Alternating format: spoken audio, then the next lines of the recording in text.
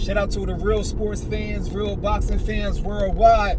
Something Spectacular Sports. Let's get it. Let's get it, baby. Look. Let's get it. Today's boxing news, right? It's Sunday, right? Matchmaker. What fights if I was a matchmaker? We're going to play Matchmaker Sundays.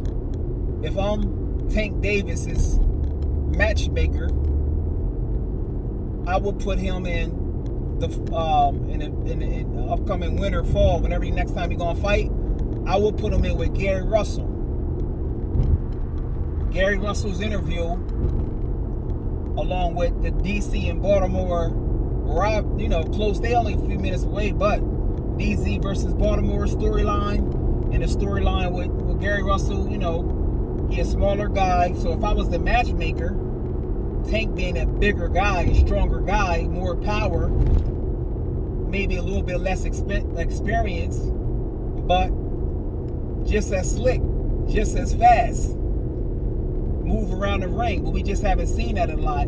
I will put him in with Gary Russell because they trying to make Tank into a pay-per-view star. In order to be a pay-per-view star, there's no such thing as being a pay-per-view star and fighting low competition. It just doesn't work that way. Because sports is like movies. It's drama to it. If you fighting lower level guys and they know you're gonna win, not in the US it ain't like that. All the pay-per-view stars, whether it was Floyd, was fighting higher level competition. Tyson, Evander Holyfield, De La Hoya, it just doesn't work that way. So if you want to break them into the pay-per-view market, why not break them in with Gary Russell Jr.? Why not? Stylistically, it's going to be a fight because both of them come forward. Gary Russell showed me a lot in his loss to Lomachenko. He showed that, when he's not winning, he just doesn't quit. He still kept trying. But Lomachenko was just the better man. So for my matchmaking,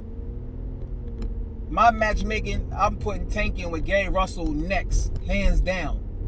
I think they're going to do Gamboa, but I will put him in there with Gary Russell right now. Gary Russell said he wanted it because after his last fight, I wasn't sure if he was going to move up or not. He was like, is he going to move up? He's talking about being having a belt with Miguel Burchett. I don't know. But now it looks like, you know what?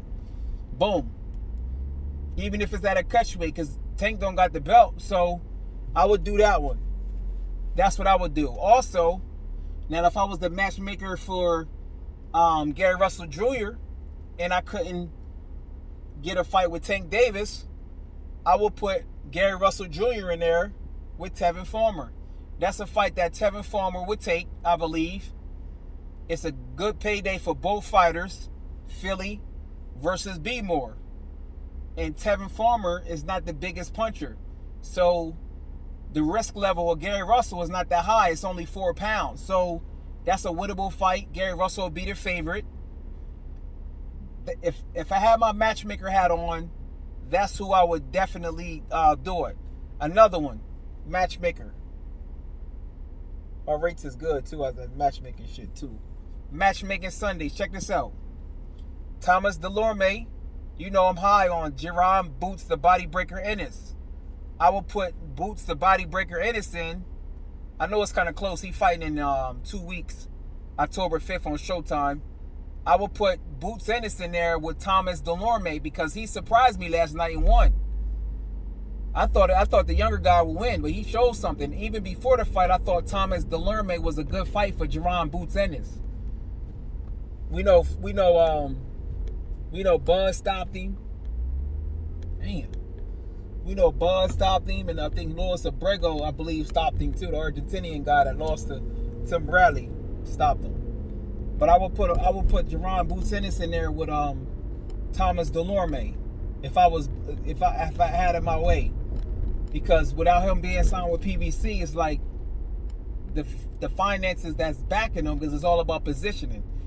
Or I will put him in there with if they would take the fight, I would put him in there with Kareem Mayfield for Jaron Boots Ennis. So y'all feel me? For Tank Davis, I put him in with Gary Russell. For Gary Russell, Tevin Farmer. For Jaron Boots Ennis, I will put him in with Thomas Delorme. After Thomas Delorme, I would put him in there with maybe Jamal James, and then that can be, or after Thomas Delorme, I would put him in there for the IBF. I will fight the number one guy at IBF right now, beat him and become the mandatory to Earl Spence. What's your thoughts on that? With your matchmaker hat on? And this matchmaking is based on where a person at in their career and the situation. For Bud or somebody, that's a little different. You know what I mean? But for matchmaking and boosting their guys up, who do you got on there? And for Vergil Ortiz, who would you have in there for Vergil Ortiz next? Is he going to be fighting on the undercard of, I know Ryan Garcia is the co-main event, but is Vergil Ortiz another one of the co-main events? He just fought in August and then he fought in May. So I think he should fight again in November. Fight every 3 months. He just moved up to 147 from 140. So for Vergil Ortiz, I can't right now just thinking of a fight for him, because they definitely not going to put Vergil Ortiz in there with Jaron Boots Ennis. I can bet money on that. They looking at that for down the line on some mandatory shit, but they not going to do that right now. But for Vergil Ortiz, somebody like Robert Guerrero, or you know what? If they really trying to push Vergil Ortiz, I can say put him in there with Sergio Lipinets. We know with the PBC situation, it might not happen, but for Vergil Ortiz to really test where he's at, I think he might be ready for Sergey Lipinets. This will test his chin. Sergey Lipinets is a come forward tough fighter. Got dropped by Mikey. He still went the distance, but he moved up weight. And former 140 guy. So Sergio Lipinets for Vergil Ortiz. Thomas Delorme for Boots. Tank Davis, Gary Russell. And for Gary Russell, Tevin Farmer. What y'all think of that right now? It's your boy, Something Spectacular Sports, giving a little matchmaking in the boxing game. What it is. Oh yeah, don't forget too, if you like what you hear, subscribe, smash the thumbs up, and share. I'm out.